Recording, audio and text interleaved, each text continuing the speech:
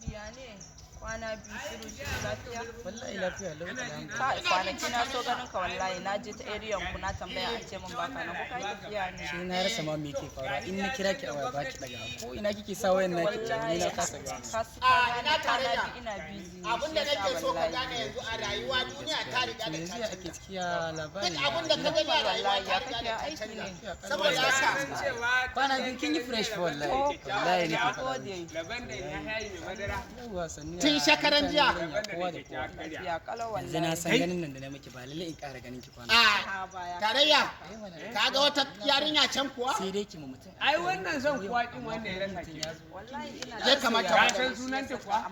a riga ta. je kamata magana Ina ni ai ta fi ta fi karfin ka to jira ni ina zuwa a wannan yanayin zan je in kula wannan ɗanyar yarinya. salamu alaikum yar gata yar gata Yar gata suna manta da shi murfin buta ne ba.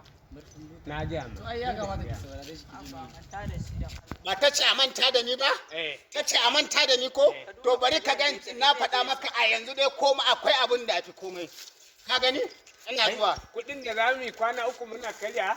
murfin buta. Iyale. Yar gata. Yar gata ni zaki mu haka. Murfin buta. Yar gata saboda kuɗi. Ina zuwa kai baka san yanzu ba kuɗi ya fi mutunci ne. Iye. ina Mun ci gari. tarayya